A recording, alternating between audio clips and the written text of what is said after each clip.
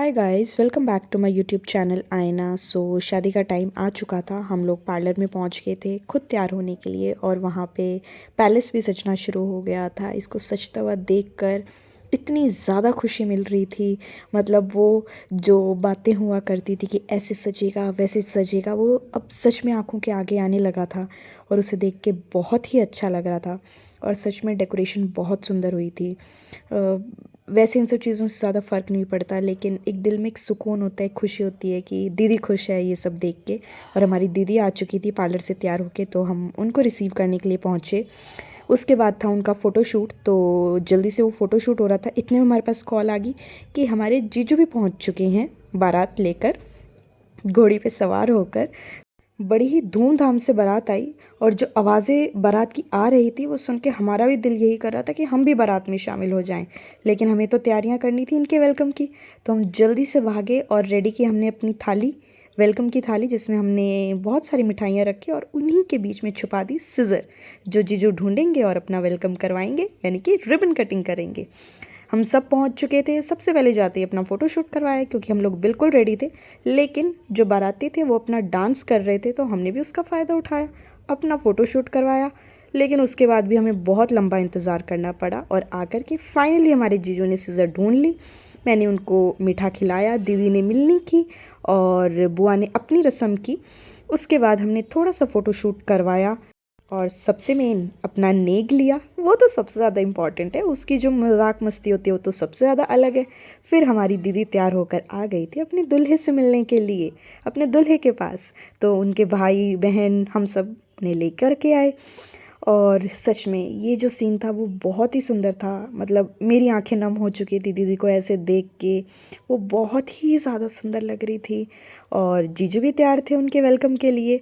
बस राह देख रहे थे कि कब आए मेरी दुल्हन। और ये देखो, अब उनको लेके चले हैं स्टेज पे। सच में इन दोनों की जोड़ी को किसी की नज़र ना लगे, इतने ज़्यादा सुंदर। और वो कहते हैं ना कि एक दूसरे के लिए ही बने होना, ये दोनों सच में वैसे ही लग रहे थे। इनको देख के इतना अच्छा फील हो रहा था। टचवुड, बस ऐसे ही रहे ये दोनों। और फिर था वरमाला का टाइम, तो इन्होंने अपना थोड़ा बहुत फ़ोटोशूट करवा के फिर वरमाला की। और इनके इन आउटफिट्स के ऊपर ये वरमाला वरमाला मुझे बहुत ज़्यादा अच्छी लग रही थी, बहुत ही अच्छे से सूट हो रही थी।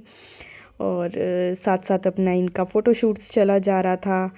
बड़े ही सुंदर लग रहे थे यार, मेरी तो नज़र ही नहीं हट रही थी बिल्कुल भी। फिर थी रिंग सेरेमनी का टाइम, क्योंकि पहले कोई फंक्शन नहीं किया गया था, साथ में ही होनी थी। तो फिर इन्होंने अपनी रिंग्स एक्सचेंज की, और देखो इनकी खुशी, इनके चेहरे की ये मुस्कान। फिर हमने किया थोड़ा सा अपना फैमिली फ़ोटोशूट, जो सबसे ज़्यादा इंपॉर्टेंट होता है, जो बिल्कुल भी नहीं हो पाता है। हमारा भी नहीं हो पाया, मतलब पूरी फैमिली का तो बिल्कुल ही नहीं हो पाया। लेकिन चलो, फिर भी जैसे तैसे करके थोड़ा थोड़ा सब ने अपने अपने एटलीस्ट फैमिलीज़ के साथ कंप्लीट फ़ोटोज़ ले ली। बट एक ऐसे है ना कि फुल फैमिली फ़ोटो वो हमारी नहीं हो पाई।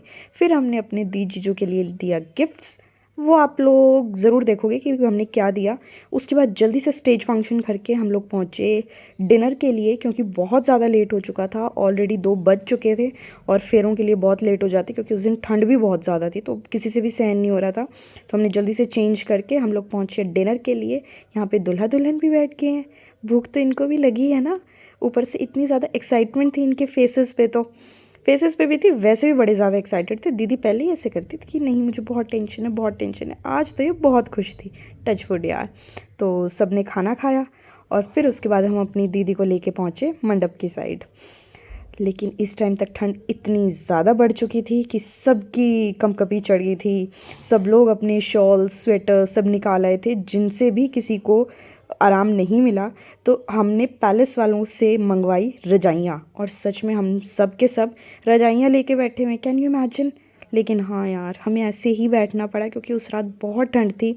ऊपर से हमारी दुल्हन की फरमाइश थी कि वो तारों की छाँव में, हमने वैसे विदाई होती है बट इन्होंने अपनी शादी करनी थी, और इसीलिए हम लोग पूरा का पूरा ठिठुर चुके थे। लेकिन दुल्हन की खुशी के लिए क्या कर सकते हैं। और यहाँ पे हुए फेरे शुरू। दूल्हे दुल्हन का भाई खड़ा है, और जो भी वो खील वाली रस्में होती हैं वो सब शुरू हुई। सच में यार आंखें भर आती है देख के। वो जो बातें बचपन में किया करते थे, आज वो सब आपकी आंखों के आगे हो रहा है।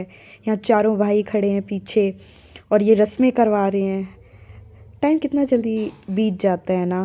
मतलब अभी बच्चे थे और एकदम से ऐसे शादी वाला मोमेंट, ये छोटे छोटे भाई भी ये रस्में कर रहे हैं, मुझे बोलते बोलते भी ऐसे यू नो। चलो चलो कोई बात नहीं, बट सच में देख के बहुत ज़्यादा अच्छा लग रहा था। और आप देख सकते हैं कि सब अपने शॉल स्वेटर्स के अंदर हैं। और सबसे ज़्यादा मुश्किल होती है यार फेरों के टाइम पे, मैं सोचती हूँ कि कैसे इजी बना सकते हैं, लेकिन ये ठंड भी इतनी लग रही होती है, ऊपर से स्पेस नहीं होता। और देखो सब बस दुल्हन के लहंगे की फ़िक्र कर रहे हैं, हर कॉर्नर पे कोई ना कोई बैठे जो उसके लहंगे को संभाल रहा है ताकि वो ईज़िली फेरे ले सके। बट दोनों बहुत सुंदर लग रहे हैं, है ना? दोनों की जोड़ी बिल्कुल जच रही है। लड़के वालों का टारगेट था कि उन्होंने 12 बजे तक शादी कंप्लीट कर देनी है, बट एज़ यूजुअल 12 बजे तो रिबन कटिंग हुई और इतनी लेट शादी। लेकिन जो होता है अच्छे के लिए ही होता है। और सच में बड़ा ही अच्छा लग रहा था ये सारा सीन देख के। और देखो हम लोग कैसे रजाइयों में घुस के इन फेरों का मज़ा ले रहे हैं, बट चलो इसका भी एक अपना ही मज़ा है। 4 बज चुके थे और दद्दू के उठने का टाइम हो गया था। अच्छी बात है ना, लेट हुआ तो ये दोनों भी मिल पाए, वरना फिर ऐसे ही होता कि विदाई हो जाती और दद्दू से मिलना पॉसिबल नहीं हो पाता। लेकिन यहाँ पे दोनों आके मिले, दद्दू बाहर आ चुके थे। और फिर एक हमारे रस्म होती है ज्वारी की, जिसके अंदर जो जवाई होते हैं उनको बिठाया जाता है और उनकी जो भी शगुन वगैरह देने की रस्म होती है वो की जाती है। और फिर टाइम आया विदाई का नाम लेते ही आंखें भर आई, बट चलो जो रस्में हैं उनको तो पूरा करना ही होता है। और जब शादी हुई है तो ये रस्म भी जो सबसे इम्पॉर्टेंट है उसको निभानी पड़ेगी।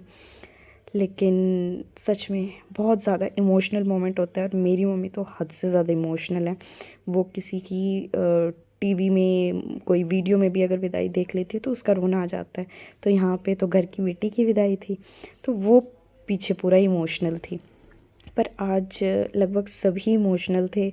बुआ भी, जो पिछली शादी में बिल्कुल इमोशनल नहीं हुई थी, बट इस शादी में वो पूरा इमोशनल थी। हो ही जाता है ना।